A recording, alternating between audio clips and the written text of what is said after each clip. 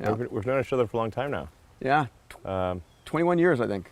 It was like 2000? Yeah, whoa, it is. I think it was 2000 in like Brazil.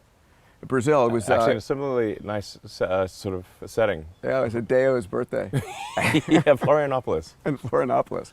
Yeah, and you're trying to convince me not to start a rocket company. I was trying to convince you to fund the original XPRIZE before I met Anusha. Yes, but you also you're like really advised me not to start a rocket company because I would lose all my money, which I thought you were probably right.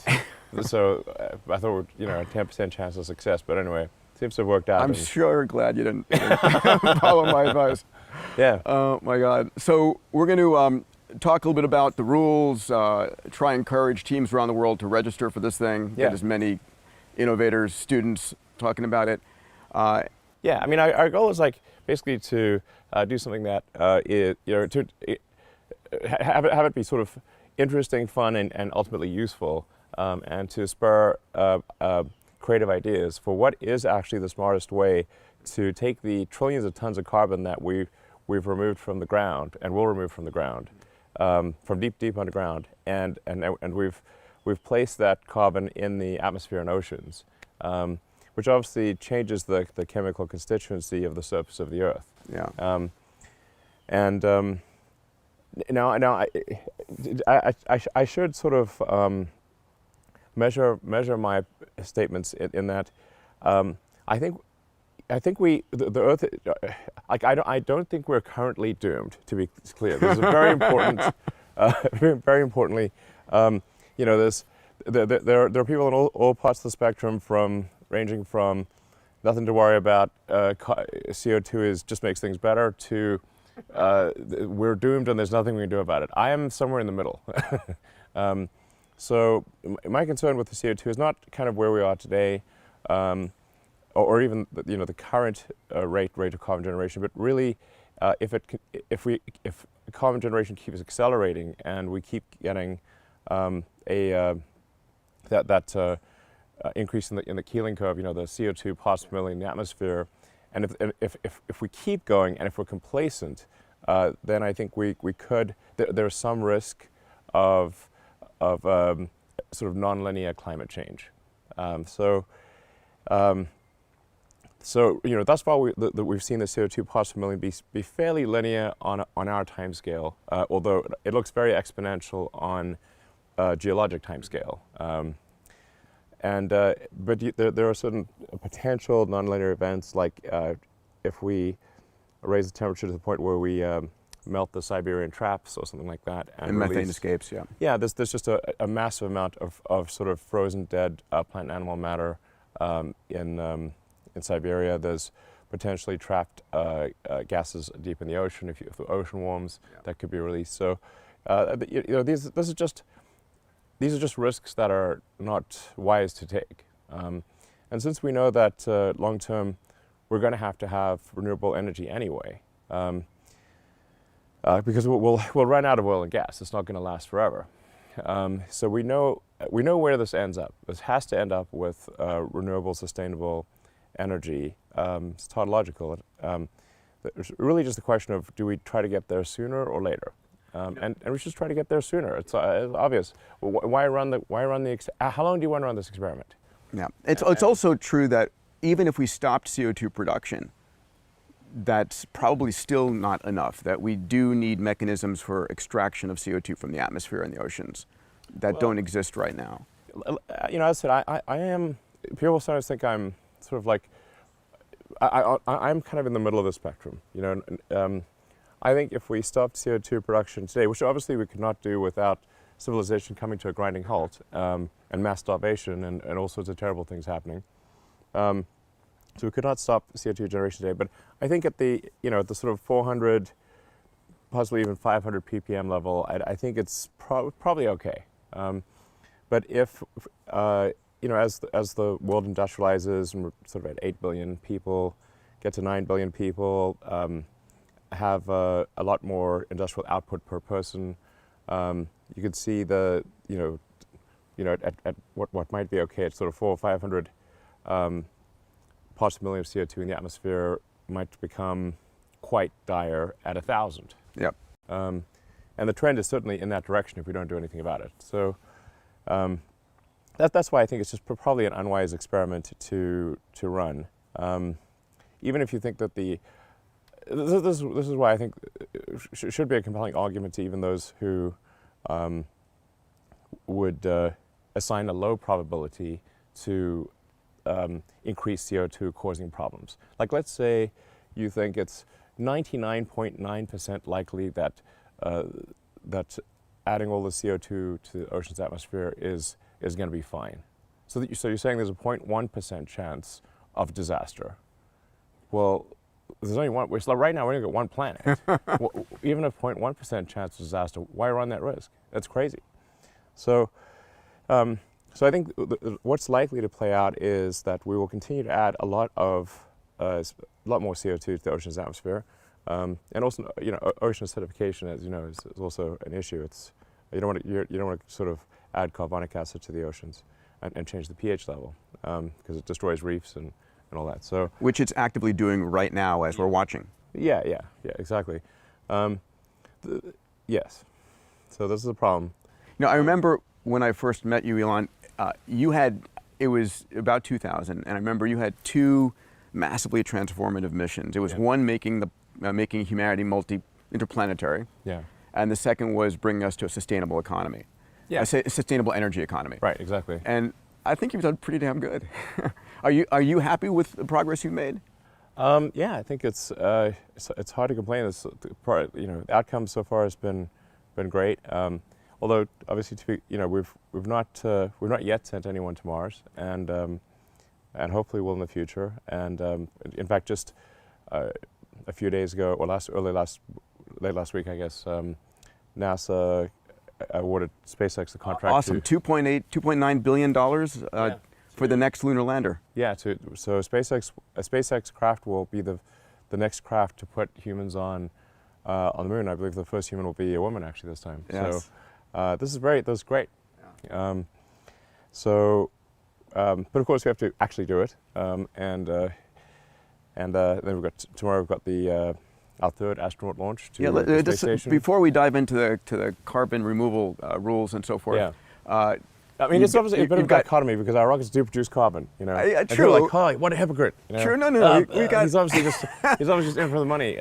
But let's talk about the Crew 2 mission. I feel I should address this. All right. Aren't you being a hypocrite by launching rockets that produce carbon?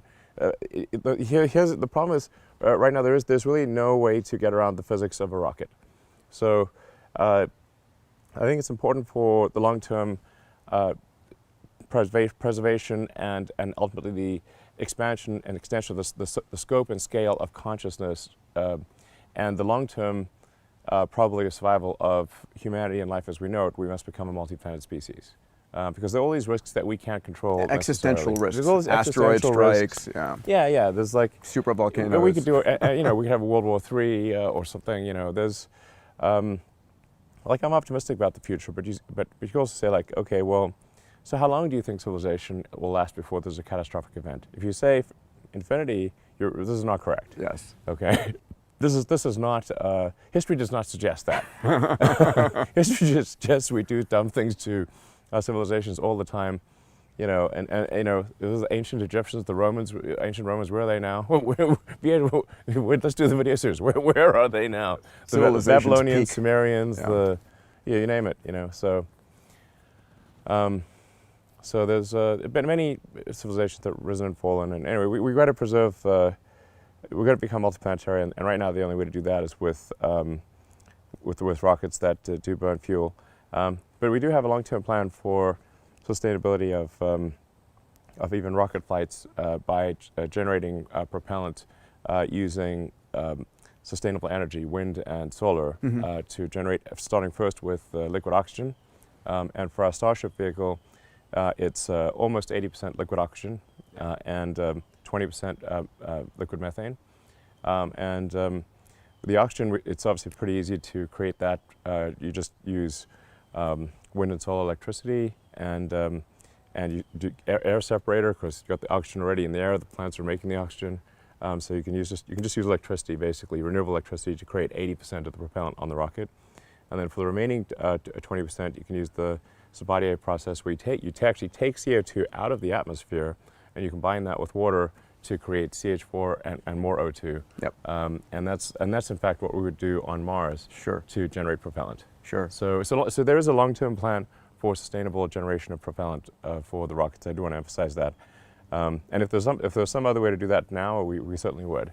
Yeah. But I'm just trying to sort of address this apparent inconsistency in if generating carbon is bad, why are you doing that with rockets? Yeah. And listen, I think it's a moral imperative for the human race to be able to move off Earth while we have the opportunity. Everything we know is right here. And just because it's not just one of the other criticisms. I sometimes feel like, oh, is this some escape hatch for rich people? No. No, they think it's like so. Yeah, going to Mars reads like that ad for Shackleton going to the Antarctic. It's dangerous, it's uncomfortable, it's a long journey. You might not, come back alive, but it's a glorious adventure, and it'll be an amazing experience. And your name will go in history. Yes, but you might die, and it's gonna be uncomfortable, and you probably won't have good food, and all these things, So if an arduous and dangerous journey where you may not come back alive, but it's a glorious adventure, sounds appealing. Mars is the place. And you still have thousands of volunteers, if not millions of volunteers, who would want to go. I mean, honestly, a bunch of people probably will die in the beginning. It's tough sledding over there. We're an exploring species. Yeah, exactly. Not for everybody. We don't want to make anyone go, so it's like it's volunteers only. You have a Dragon capsule on the pad. Crew 2 is nominally. Are you still go for launch tomorrow? Yeah. Awesome. You want to just spend 2 minutes talking about the Crew 2 mission? Yeah, so we've got hopefully a great mission planned for tomorrow. This will be our third flight of people to the space station. We had the test mission with 2 astronauts, then the first sort of operational mission with 4. This is our second operational mission with 4. It's an international crew, a great group. I was just looking online. They're sort of, picking their sort of. Hopefully not final meal, but they get to pick whatever their favorite food is, from their country, and so I'm actually heading over there tonight to wish them well. I was out at Pad 39A to see the stack yesterday. A couple of things. One, Pad 39A, historic. Yeah, this is where people went to the moon. Yeah, Apollo 11 from that pad. From that pad, the first space shuttle launch back in '81, STS-1. And so it's a lot of karmic responsibility to be operating. Yeah, from it's there. like Times Square, the Times Square of launch pads. It's amazing. Yeah, amazing. And the first stage has a beautiful patina on it. It does. It's it'll be it's a reused stage. So when the stages come back, they kind of get scorched. Yeah. So the black there, sometimes people think is that sort of something? No, it got scorched from re-entry. Your team said they used to wipe it off to clean it, and then it's just like, why bother? It's kind of hard to wipe off. It doesn't wipe off easily. Yeah. Because it's kind of like baked on there. Yeah. And it's interesting. You kind of have to repaint it, really. We were having a discussion about, is it safer to use a stage that's flown already versus a new stage? Yeah, so I think what we'd say is like flight proven. Flight proven, yes. Yeah. So it's like a Lexus if this was an airplane, do you want to be on the first flight of that airplane when it comes out of the factory, or do you want to be on a later flight? I'd say let somebody, let the test pilots do their thing before you fly a plane. So flying a plane, you want to see that plane has flown a few times before you get in it, I think. So I think it should be on balance better.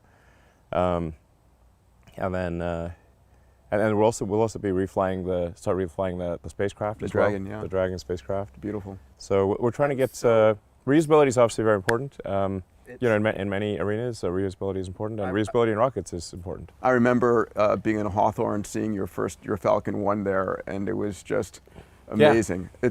There's some funny pictures of basically the sort of SpaceX as a kind of like a kindergartner, and me being like 20 years younger, we're just in this tiny little warehouse in El Segundo. Yeah, I remember it well.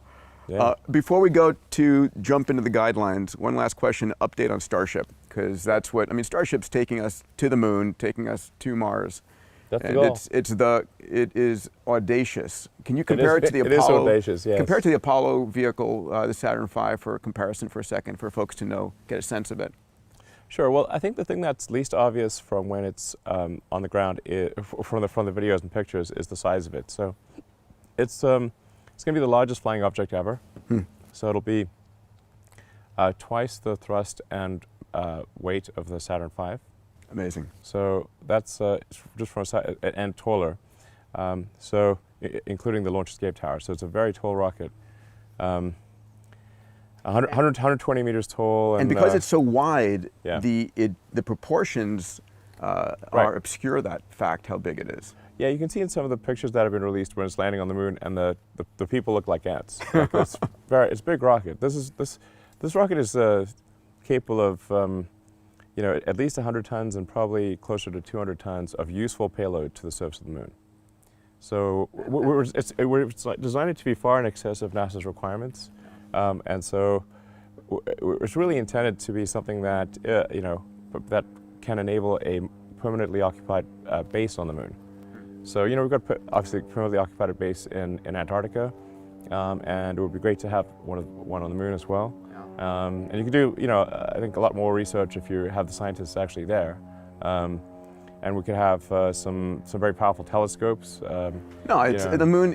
There's some great sayings from Robert Heinlein that said, if God had wanted humanity to have space flight, she would have given us a moon. Yeah, right. Exactly. It's a great staging place. Exactly. It's just off the coast. Mars is much further. Yeah. One last question. But I think more important than the size of Starship is the fact that it is intended to be fully and rapidly reusable. Yeah. So this is the fundamental holy grail breakthrough needed for access to space. To make humanity a true spacefaring civilization, we must have a fully and rapidly reusable rocket. Now we've made some progress in that direction with Falcon 9, where the booster is reusable, and the Dragon spacecraft upper portion is reusable, but the second stage is not reusable, and I would say right now I would not say the Falcon booster spacecraft and fairing they're not rapidly reusable. Like, it takes a fair bit of effort, much less effort than the space shuttle took. Yeah. But nonetheless, a turnaround every year or so. yeah, exactly. They had 4, and it took about a year to turn them around. We're getting it down to a few months, basically, and soon, I think probably under a month to turn around a booster. But landing out to sea and then having to bring it back, and then sort of taking a month or so to get it ready for launches, still, I wouldn't call it rapid by aircraft standards. Whereas Starship is intended to be both fully and rapidly reusable. So the booster comes right back to the launch pad, literally is caught by the launch tower. Yep. So it lands and is actually caught by the launch tower arms. That's aspirationally. I mean, that's certainly that looks like science fiction. Excitement guaranteed. Yeah. So the booster it comes back about 6 or 7 minutes later, and is caught. So it's right there, and then caught by launch tower arms and placed right back onto the launch stand. And then the ship is. I actually want the ship also to be caught by the launch tower. Now the ship it takes at least 90 minutes to orbit the Earth. Yeah. And we may take more than one. It may take 3 or 4 orbits to get the ground track realigned with the landing zone. Yeah. The landing zone, depending on where you are. But the point is that the ship will come back and land right by the tower, and be placed right back on. And so, like a 767, just refuel and go. It's intended to be such that the booster can be used, I don't know, a dozen times a day, and the ship. Wow. The ship could be, like basically every couple of hours, and that's mostly about reloading propellant and mounting the ship, and then the ship could probably be used, probably in theory every 3 hours if you can make the ground track match. but certainly every, say, 6 to 9 hours, or call it twice a day for the ship. And we'll make more ships than there are boosters. So, and I think once we have the floating space platforms, we can position them such that the ship can come back in a single orbit. Amazing. So then it could be like, let's say if we can get 3 ship launches per day, that's 1,000 flights a year, each with 100 to 150 tons of payload to Now we're orbit. talking a real space program. Yeah. Let's go to the questions on the carbon removal prize. We'll be going to your questions in Twitter in about 20 minutes, 15, 20 minutes. So Elon, this is the largest prize ever, largest incentive prize ever, and I would argue for one of the most largest civilization scale challenges we have. Sure. And we're going to get into the rules in a second so that folks who are looking at creating teams can understand why we created those rules. But why did you fund this? Let's start with the why there. Yeah, I think I wanted to spur ideas and thinking about the long-term need to capture carbon. I think this is one of those things that's going to take a while to figure out what the right solution is. Mm-hmm. And especially to figure out what the best economics are for CO2 removal, and all think through all the consequences. You don't want the cure to be worse than the disease. Yeah. Sometimes people say, "Well, just plant a bunch of trees." I'm like, that's not so easy. Like a trillion trees. Sure, exactly. And then you got to okay, well, you need to get fertilizer. You're going to water them. Where's the water going to come from? What habitat are you potentially destroying where the trees used to be? It's not just it's a no-brainer if just go plant a bunch of trees. But it's not to say that's not a good viable option. We should plant some trees. I'm in favor of planting trees. It's just not a question of there are like vast sections of like the Sahara Desert or some large barren areas, very dry areas in the U.S. Where you could in theory plant a lot of trees, but you're going to need a lot of water. Yeah. And you're going to need you're going to have to cultivate them. It's not like they don't just throw some seeds on the ground. We'll drop them from orbit. Yeah, and I mean, so just I think it'll be good to sort of kind of frame the debate and understand, okay, what things are really going to move the needle? How much are they going to move the needle? If we're talking about getting tens or hundreds of billions of tons of carbon, in what form will that carbon be? And, yeah. Will it be stable over time?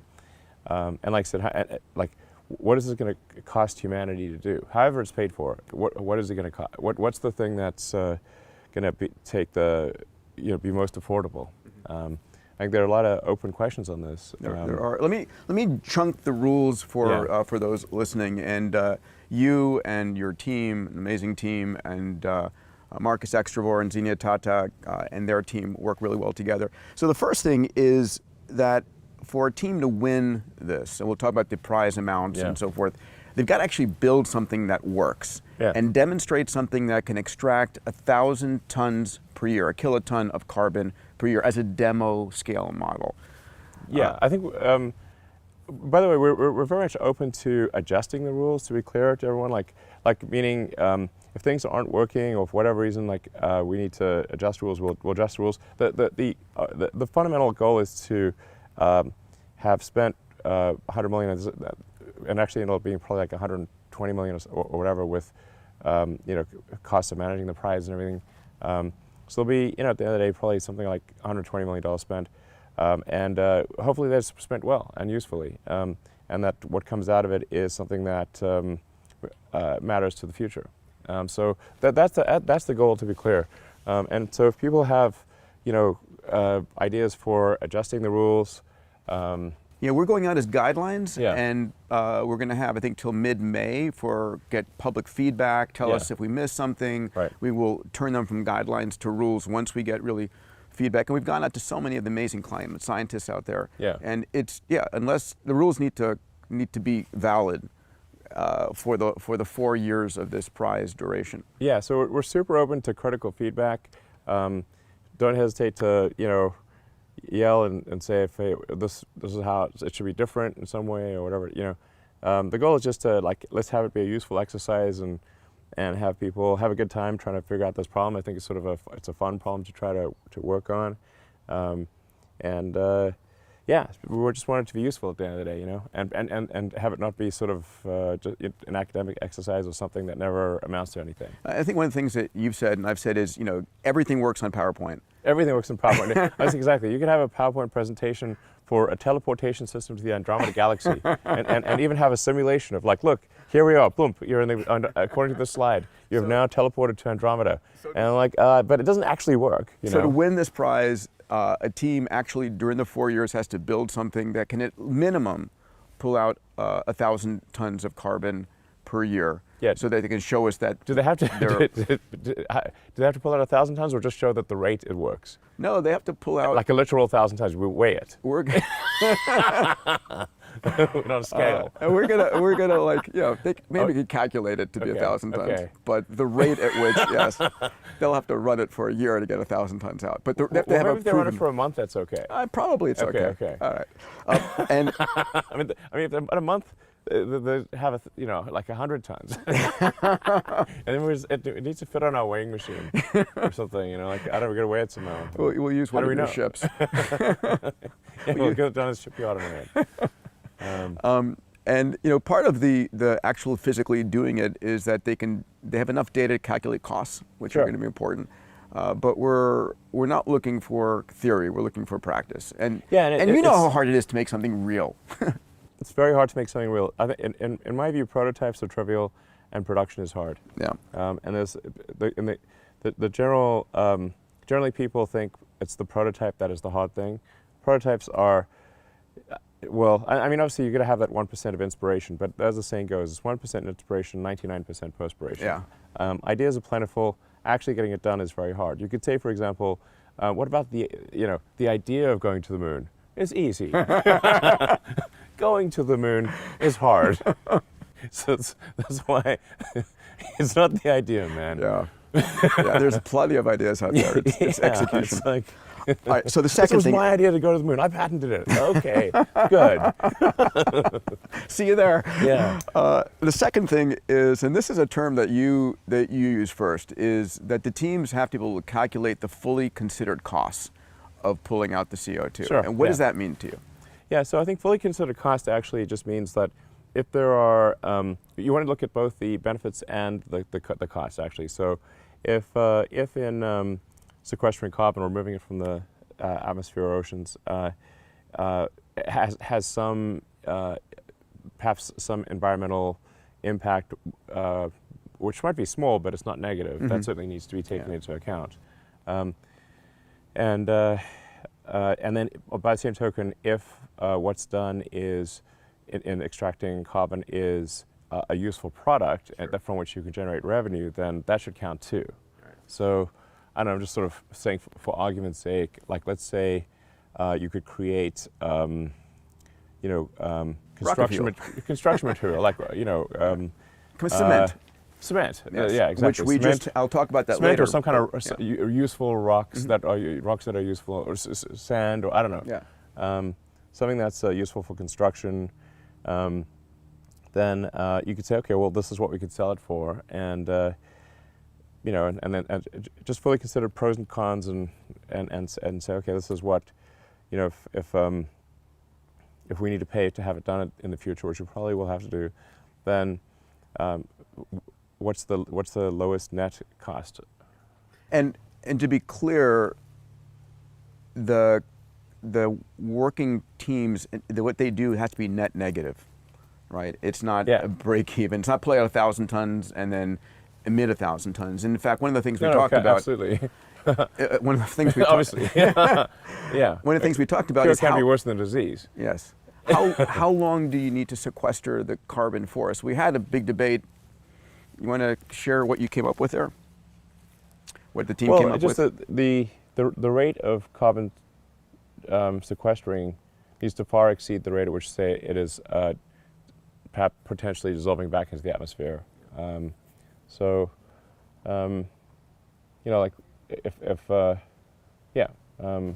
and so one of the rules is that you have to be able to sequester for at least 100 years, right? So we set a target. Doesn't have to be forever. Yeah. You know, a year is not long enough. So we said you have to demonstrate that your methodology is going to contain the CO2 in some fashion for 100 years at least. Yeah, maybe there's a small amount that is lost. Maybe it's not perfect. You know, I think we probably don't want to set it to, you know, 100% for 100 years. But if it's like, I don't know, 90% for 100 years, that's probably okay. You know, so it just needs to be something that if we scaled it up, would it work? Yeah, and that's the third part. Obviously, that's the third part, past which common is sense test, really. Yes, and the hardest thing is that the winning team has to prove to our judges that their approach can actually scale to a gigaton level. Otherwise, it's not going to be useful. Right. Exactly. It can't be niche. Yeah. It can't be inherently niche. And if anybody knows about scaling up, I think you do. Yeah, scaling is hard. Yeah. So, yeah, I don't know what the answer is here, really. But I think if a lot of smart people work on this, there could be some really creative solutions. Something generally useful for the world in that regard. Absolutely. Yeah, and I think just to be clear, like we're looking for pragmatic solutions. It doesn't need to be perfect.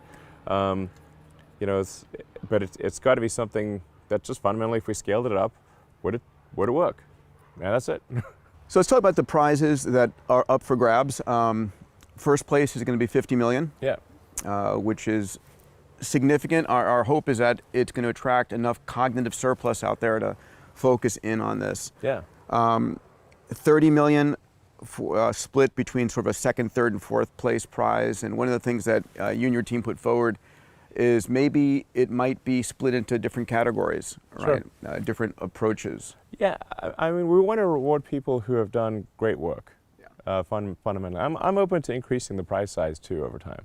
So if it turns out like, hey, somebody really kicked ass, and somehow there's not a prize for them, I'll add some more to the prize. That's extraordinary. Yeah, absolutely. I don't want somebody to have like spent like, you know, massive blood, sweat, and tears, have done something useful, and then get nothing for it. That would be pretty bad. Yeah. So, but I think also, you know, somebody's going to probably get a company out of this, you know, because I think this will be a need long term, and you know, so, so this is kind of like, you can also think of it as like, you know, free venture money. Yeah. You know, non-dilutive venture capital.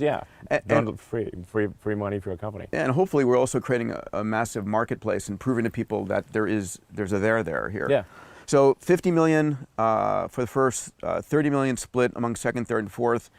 In the next year, we're taking $15 million and distributing $1 million to the top 15 teams that appear to be making the most progress and the most real. Just giving some people some seed money, basically. Yeah. And then you've set aside $5 million for student teams. Yeah, which is real important. You want to talk about student teams? I know you're passionate about that. Yeah. We've done a lot of student competitions, for example, for Hyperloop. Just trying to you know, spur ideas in advanced transportation. And it's really just basically an electric car and a vacuum tube, to be precise. I mean, and we've had several of them, and you know, the last Hyperloop competition, I got like, I think, halfway to the speed of sound. So yeah, it's pretty impressive. And the thing was, you had to get to the fastest speed and then stop without crashing. Yeah. That's it's kind of exciting. To like, is this thing gonna, you know, what speed is it gonna get up to? Are they gonna slam the brakes on in time, or is it gonna hit the crash barrier at the end? So it's pretty fun. And then we kind of got to we put that on pause, and now we're doing tunneling competitions. Nice. Change that. Yeah, that technology has not changed that much in a century. No, honestly, I think we're gonna, you know, I mean, for, I don't know, 5 or 7 years, for a long time I was like, people asked me, what opportunities do you see? I said tunneling, and they would think I was joking, but I think this is the way to solve traffic in congested cities. And almost every major city is congested. So, and with, as autonomy gets better and better, and you have robotaxis and everything, the robotaxis will be cheaper than a bus or subway, and people will want it, and it'll take you point to point, you know, even when it's like raining and snow, and it's, you know, so it's going to be better also, I think, for, you know, from a public health standpoint, like if there's another pandemic, and, you know, how do you get around, you know? It's like you know, it's just difficult to go in crowded spaces. So anyway, so I think tunnels are going to be really important in the future for relieving congestion in cities. So, you you know, I hope others start tunneling companies and just improve tunneling technology. And that you can have like these warp tunnels just going all the way through this, you know, 3D, like multiple levels. And we're the first operational one in Vegas. That's it's going to go into operation, I think, in a few months. I know we could sit here and talk about macaque monkeys playing Pong as well on Neuralink. That was amazing. Yeah, that was wild. Awesome. Yeah, but I'm not going to go there. I'm going to focus still on our. I played mind Pong against the monkey. You did? Did it win? Yeah, no. But it hadn't practiced as much yet, so now it might be able to beat me. Monkeys have very good agility. Yeah. They've got to catch the branch. Like, they can swing through the trees, and we cannot. Not very well, you know. Yeah. So I think a monkey actually could play like a fast twitch video game really well. That's great. Maybe better than a human. You can sponsor a team. Yeah, exactly. Esports, it's just monkeys. Macaques against the best teams. Yeah, it turns out the monkeys actually love playing video games and so do my 9-year-olds. And drinking smoothies. No, it's just like humans. I mean, basically humans love snacks and video games, and so do monkeys. You know? Oh, that's awesome. Yeah. We're about to go to questions in 2 minutes. I know we got a stack of them. I just want to hit on, there are 4 categories that teams can put their approaches forward. First is direct air capture. Pull it out of the air. Any comment on that? Sure. Well, I mean, you can certainly pull it out. There's lots of ways to get carbon out of the air. You could adsorb it many different ways. Yeah. Category 2 is oceans, sort of algae, kelp, plankton. A lot of CO2 in the oceans. People don't realize that. Mm-hmm. Category 3, land. Trees. I mean, Mark Benioff has been backing a 1 trillion trees project. I mean, that where are they going to be planting? We'll find out. Okay. By the way, when people say that Earth is being overpopulated, mm-hmm. This is not true. It's like, look out the window, and I know you and I have had this conversation that you're more worried about underpopulation of planet. Oh yeah. Earth is going to face a massive population collapse over the next 20, 30 years. Massive. Yeah. And this is definitely, will civilization, the question of like, is civilization going to die with a bang or a whimper? This would definitely be dying with a whimper. Yeah, we need. But the birth rate is very low. Yeah, it's been dropping, right? It used to be 5-6 children per family. Globally, it's like 2.4. Below, in the U.S., it's below replacement levels. I mean, in most of Europe, Russia, Japan, Korea, Singapore, it's well below replacement. But I would still say, China, when we spoke last about this, you're still a sort of abundance optimist that the world is getting better on many levels. Yeah, I think the world is generally getting better. I have some concerns about advanced AI, like that's a risk. If I say like existential risks, I'd say super advanced AI is one, and probably the second biggest risk after that is population collapse. Not asteroid impact. No, the population collapse. The thing about demographics and birth rates, you know what's going to happen in 20 years because you know the birth rate last year. It takes like 20 years for a person to grow up. Yeah. So we know what the adult population is going to be 20 years from now because we know what kids were born last year. I think we have a serious issue with population collapse. That's far bigger than people realize. This the social networks and everything. The social support networks were not really set up for a high ratio of retirees to workers. So then. Well, thank God we got robots coming in.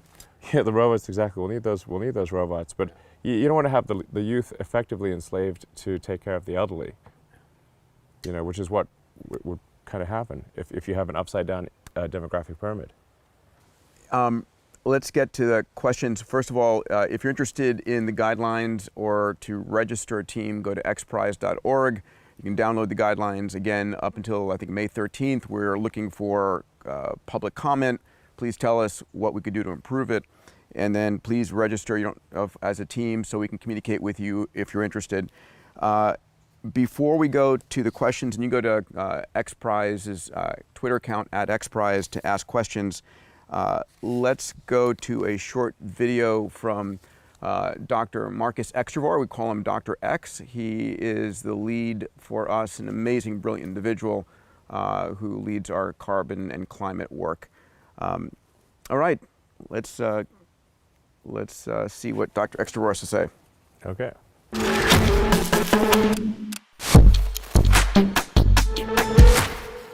I'm looking for $100 million answers that can help change the course of human history and help heal our planet. But what's the question? In the next 100 seconds, I'm going to explain. I'm Marcus Extravor, Vice President of Energy and Climate at XPRIZE. The question is, how do we take centuries of CO2 emissions out of the air and oceans? If you've got the skills to answer that question, we'd love to hear from you today. Now, let's start with the basics. We've got to reduce our CO2 emissions and get to net zero. But net zero is not enough. We also have to go carbon negative, and we need to get there fast. That means taking CO2 that's currently in the air and oceans, removing it, and storing it for a long, long time.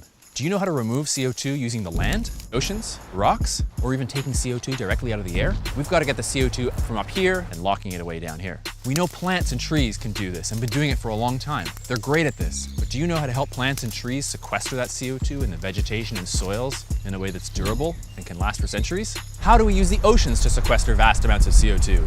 Kelp and seagrasses are great at this, and about 1/3 of our emissions are already in the oceans. Do you know how to remove it and sequester it safely? What about rocks and helping them remove CO2? Many rocks can do this naturally, but the process takes thousands of years on its own. Do you know how to dramatically speed that up? Now, you might already have an amazing idea in direct air capture, in soil sequestration, or tree planting or farming, or maybe kelp farming and seagrass, marine biology, ocean alkalinity enhancement, geologic sequestration, mineralization, and enhanced weathering, or maybe a technique no one's heard of before.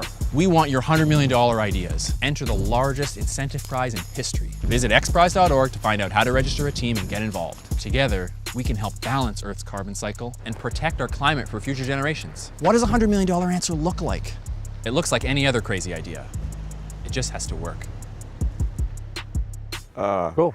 I love that. He's brilliant. Yeah, it's great. Yeah. It's just we're so lucky to have amazing people, which is what SpaceX and Tesla. I mean, people who care about changing the world. All right, we're going to go to some questions. We have some over here. The first one is from Chuck Brady in Austin. Chuck is one of our innovation board members, one of the earliest funders that did the background work in the climate for here. And so I found this question super fascinating. So he says, if the bogey is 10 gigatons per year, and the global economic output is $87 trillion, at least it has been the last year, then at $200 per ton, to sequester, cost sequestration is $2 trillion, or about 2% of the global GDP. So it seems like a reasonable drag on overall economy if we could stop or reverse climate change. The shortcoming right now is we don't have a scalable way yet to capture and sequester CO2. So that's the background. That seems like a reasonable estimate. So here's this first question. Should competing teams prioritize scalability over cost? And what lessons from Tesla and SpaceX have you learned to help teams thinking about the design of their solutions? Well, I think it's not, unless the cost is affordable, it's not scalable. I mean, I thought the prior math was pretty sensible there. You know, we could afford something perhaps which is 1 or 2% of GDP, but it would be extremely painful if it was 20% of GDP. Yeah. We'd start having to cut into healthcare and all sorts of, you know, social care programs. And if it's 200% of GDP, it's not happening at all. Yeah. Chuck has a second question I also thought was really important. It says, while we want the lowest cost that will do a gigaton per year or more, inevitably there are going to be trade-offs between cost and scalability. No, actually, I think something's not scalable unless the cost is low. Yeah. So, or at least if the cost at scale is low. Mm-hmm. Yeah, I mean, I guess cost and scalable, you could say, like, I could plant a tree. Yeah, sure. Okay. Yeah, but we just need to solve the problem, and so both cost and scalability need to be addressed. It's like, is it going to remove enough carbon to matter, and can we afford it as a civilization? Yeah. Those are the two things that matter. And then just obviously making sure that in sequestering the carbon, we're not at the same time creating some new environmental issue. So I mean, that's an important point, right? That we're not creating a new environmental issue at the same time that we are. yeah. Yeah. Or maybe it is, but it can only be, basically the cure has got to be much better than the disease, obviously. Yeah. So just like, you know, you take some medication, maybe there's like slight side effects, but you generally want the medication to be much better than the disease. So it just got to make sense. Like we can see a path to this, to working at scale and solving the problem. It has to have some chance of that. Paresh Galani from Los Angeles, one of our Vision Circle members, says, who do you think should be paying for the cost of carbon capture? Is it government, oil industry, a tax across everyone? Do you have a sense about that? Well, generally the market systems work very well when prices are accurate. And the problem we have right now is that we're not correctly pricing the cost per ton of CO2 in the atmosphere and oceans. So, and there are various attempts to try to get at this with subsidies and whatnot, but really the market system will work well if the market systems work well if there is not a pricing error. Yeah. And we have a pricing error in that we are not paying for this externality. It's, in classic economics, it's just an unpriced externality in the, we're not paying for our garbage removal. So then garbage piles up, you know, so, and so the logical thing to do, and I think the, you know, vast majority of economists would agree, is to put a tax on carbon, and then you can find ways with tax rebates and whatnot to make sure it's not a regressive tax, that it does not unfairly, you know, disproportionately negatively affect people on low incomes with tax rebates and stuff. So I think that's the way to, that's the thing that systemically I think is important to address it. If you correctly price something, the market system works. Yeah. Prices are just information. We have the wrong information, so. Julio from Dublin says, do you expect the technologies coming out of this competition to have any use on Mars, for example? And P.S., thank you for what you're doing for humanity.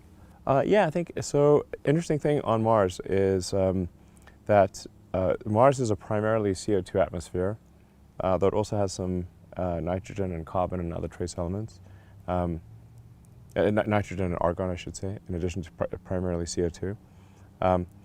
So in order to produce propellant on Mars, we would take the CO2 from the atmosphere, combine that with water ice. Mars has a lot of ice under the dust. It's amazing that that 20 years ago that wasn't known. I mean, we're discovering it every place now. Yeah. Mars is basically covered in ice. Yeah. It's just got dust too, so it's hard to see the ice under the dust. But I believe if you warmed Mars up, you'd have an ocean with an average depth I think of almost a mile or something like that. Wow. On the northern part of the planet. It's like something like 40% of the planet would have an ocean potentially up to a mile deep or something like that. Like a big. It wouldn't be like just a little lake or something like that. So, so you take the water ice, H2O, and you combine that with the CO2 in the atmosphere. Use something like the Sabatier process where you run it over a ruthenium catalyst, and you get basically methane. Yeah, you get methane. You get CH4 and O2 oxygen, and that's actually why we designed the Starship to use methane oxygen, is because we can actually create that refuel sustainably. On Mars. Yeah, in fact, literally by pulling the CO2 out of the atmosphere, yes, combining it with water, and then using that as propellant. And so, actually, by its very nature, Mars has to have a sustainable energy, sustainable rocket propellant. Yeah. So, let's go to India. Rohan Kumar from Mumbai says, "Why don't you simply implement the available technologies on a larger scale?" Like which technologies? Yeah, tree planting. I think there should be more trees. I think I would say that there currently does not exist technologies that can scale to the gigaton level at a reasonable cost, and that's the underlying purpose of this competition, is to either demonstrate existing technologies and teams can use whatever technologies they want, or to really innovate and come up with new approaches. It's like, yeah. Well, the thing is that generally, if trees can grow somewhere, they usually do grow. They like unless they generally. Yeah, there's no one there pulling them out other than humans in the Amazon. Yeah, I mean the Amazon is quite a big thick jungle. I've flown over the Amazon many times, and that is one hell of a jungle. In fact, like you would fly for long periods of time and see nothing, no lights, no fires, no nothing, just darkness. And then eventually like fly over Brasilia, the capital, and like out of nowhere there's a bunch of lights. But there's in order to have a big increase in tree biomass, we would have to irrigate and provide manure, like basically fertilizer, and we'd have to cultivate. Make it hospitable for the trees to grow. Yes, and then you say, okay, well, what's the energy cost of the fertilizer and getting the fresh water there, and just making it habitable for trees. It's you got to factor in the energy cost of the fertilizer and the energy cost of the water and all that. So it's like, okay, what's the actual net carbon result? It's not as good as people might think. Again, I'm not saying I'm anti-tree, I'm pro-tree, but it would just be very difficult to blanket the Sahara with trees. So this is an important one here. As teams are coming together, so Grant in Washington, D.C. says, what is Elon's and Peter's process of building a strong team? And ultimately, I think the quality of your team is everything. Yeah, sure, absolutely. So that's how you get things done. How do you, when you start a new company like Neuralink or Boring, how do you recruit that first core team? Well, Neuralink and Boring are very small companies, I should be emphasized. Like these are tiny compared to SpaceX and Tesla, which is sure. Well over 90% of what I do is just SpaceX and Tesla. Neuralink and Boring Company are each just a few hundred people. But how do you? But these teams Tesla's are 80,000 people. That's incredible, dude. Yeah, so Tesla's big. SpaceX is like over 8,000 people. So. But how do you recruit your initial team to work on something? Do you put out word? Do you know somebody typically? Do you build around somebody else? Do you pull from your existing companies? Well, it varies. I mean, the first company way back in the day, Zip2. What I did was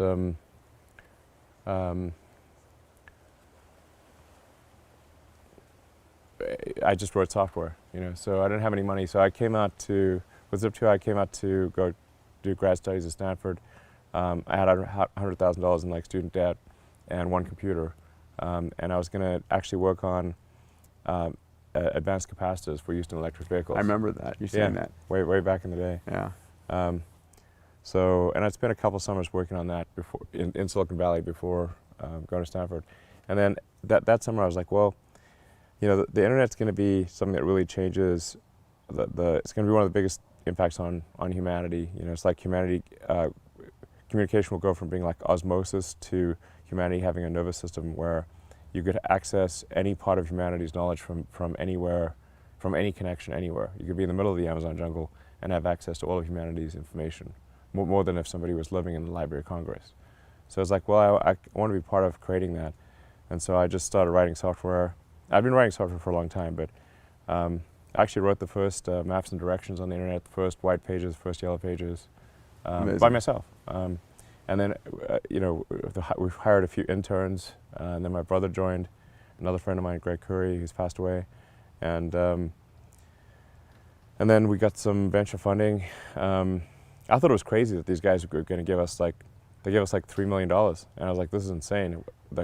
It's just us and some interns. And they're giving us $3 million. This is crazy. They must be mad. So I think what I'm hearing you say is if the first most critical part of the team is you, as the founder and the passionate individuals. Yeah, try to do useful things. Let's try and squeeze in a few more. Well, I think the things you have to remember, for SpaceX, it was just literally okay, we should become multi-planet species, and these are long answers. So, but I think in general, if you want to recruit people that are really talented and driven, you have to state what's the mission, what's the problem we're trying to solve, yep. and and just be clearly willing to, pour a lot of blood, sweat, and tears into it, and have a convincing argument for why it matters.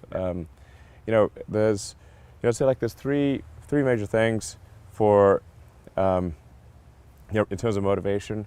It's like, first of all, somebody's got to look forward to coming to work in the morning. Like if they're, like, are they enjoying the work itself intrinsically? That's very important. And the right work environment can really make a big difference there. I think ideally is that they also feel like that their rewards will receive fair financial compensation, like that the financial rewards are good and fair. And then third, for the best people in the world, they'll want to know, is what they're doing going to matter? Yeah. Like, so if they spend 10 years doing this, will it make a difference to the world, or will people notice? Will it matter? Lee from San Diego says the XPRIZE just awarded $20 million in prize money related to carbon removal. Can you explain what the difference is between that and the Musk Foundation's XPRIZE?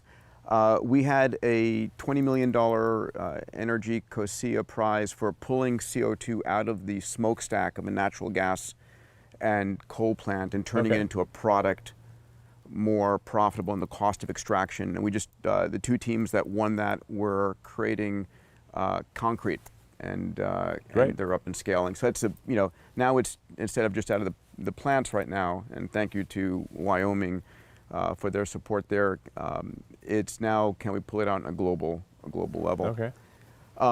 What sort of tonnage are they able to do? I actually don't know the answer. But Nandan from India says, can a 17-year-old register, given that I have the resources and ideas? Yeah. I think so, sure. I think there's no age limit or anything. There's no age limit, where in fact student teams are going to be important. Oli from London says, technology is a piece of the climate change solution, but how do you change behavior and habits? What do you think about that? I think changing people's behavior and habits is tough. Or basically, if you're trying to convince people to make life more miserable for themselves, this is a hard argument to win.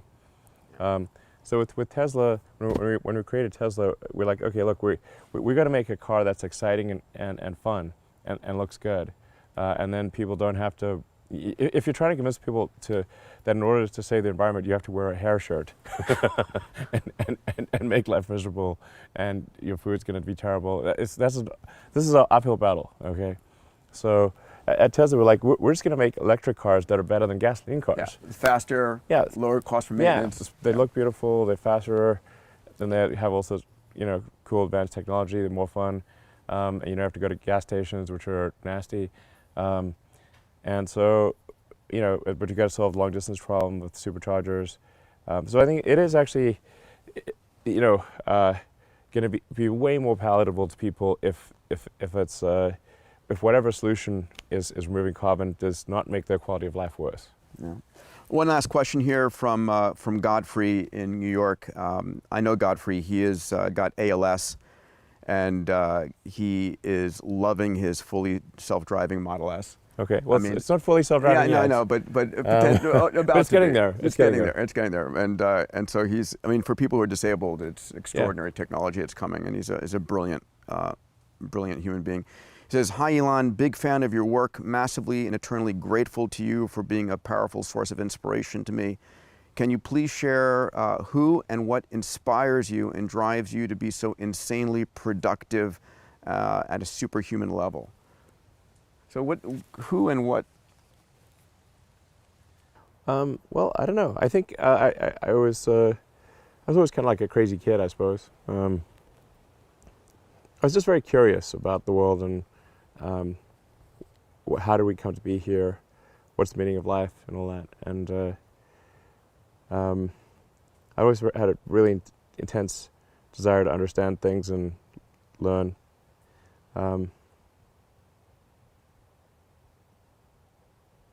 Yeah, I mean, I had sort of an existential crisis, I guess, when I was,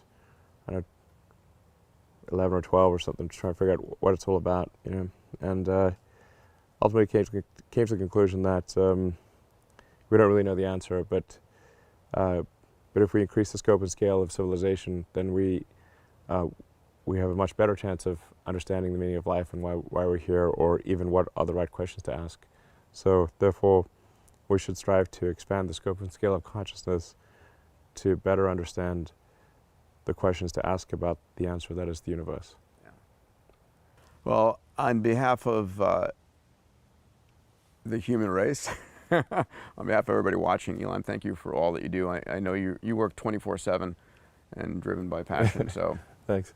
yeah, just grateful for what you've done, and thank you for supporting and launching this this XPRIZE. It's meaningful beyond belief, and hopefully now it's everybody else's turn to try and dig in and form teams. Yeah, I hope you'll have a good time and you know, some productive stuff comes out of it. That'd be great. Yeah, that would be awesome. For everybody tuning in, I know we have literally thousands of questions. We're going to be going to Twitter Spaces Live, which is Twitter's new audio chat feature. Dr. Marcus Extravor and Xenia Tata and I will be there to engage and answer as many questions as we can about the rules. Is this like Twitter's Clubhouse thing? This is Twitter's Clubhouse, yes. Yes. Okay. Awesome. So, pal, again, I'm going to be there tomorrow morning. Good Okay, luck cool. with the launch. Yeah, it's going to be a late night. I'll be up all night because launch is pretty early in the morning. So Yeah, I'm gonna tap on you for my invitation to the to Boca Chica for sure. a Starship flight. It's pretty wild seeing that. It It's is. that feels like the future. It. It's pretty insane. Yeah, yeah. Buck Rogers, here we come. Yeah, yeah. All right, see you guys in Twitter Spaces. Elon, All right. thanks Thanks, buddy. Peter. All right. Pleasure.